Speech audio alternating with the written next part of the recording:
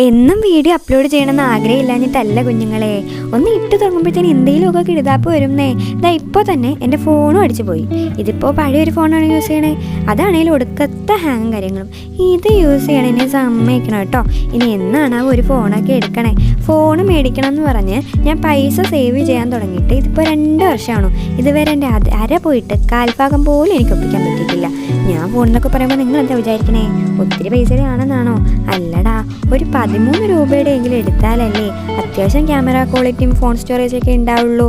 നമ്മളെയൊക്കെ സംബന്ധിച്ച് ഇതൊക്കെ വലിയ തുകയാണെന്നേ. നിങ്ങളിപ്പോൾ വിചാരിക്കും ഇതിൽ നിന്ന് കിട്ടുന്ന പൈസയൊക്കെ എന്ത് ചെയ്യുന്നത്. ഞങ്ങൾ വലിയ ക്രാഫ്റ്റേഴ്സൊന്നും അല്ലടാ. ഇടയ്ക്കിടയ്ക്ക് ചെറിയ ചെറിയ ഓർഡേഴ്സൊക്കെ കിട്ടാറുള്ളൂ എന്നേ. പിന്നെ എൻ്റെ കൈ ഓട്ടക്കൈയാണ്. പൈസ കിട്ടണത് എങ്ങനെയും ഒക്കെ ചിലവാകും എന്ന് പറഞ്ഞാൽ ഞാൻ ആവശ്യമായിട്ട് ചിലവാകും എന്നല്ല കേട്ടോ. പൈസ കിട്ടുമ്പോൾ എവിടെ നിന്നില്ലാത്ത ചിലവുകൾ വരും. നിങ്ങൾക്കും അങ്ങനെയാണോ? അപ്പോൾ ബാക്കി നാളെ പറയാം കേട്ടോ. ഇഷ്ടപ്പെട്ട ലൈക്ക്, സബ്സ്ക്രൈബ്, കമൻറ്റ് ഒന്നും ചെയ്യാൻ മറക്കണ്ട കേട്ടോ.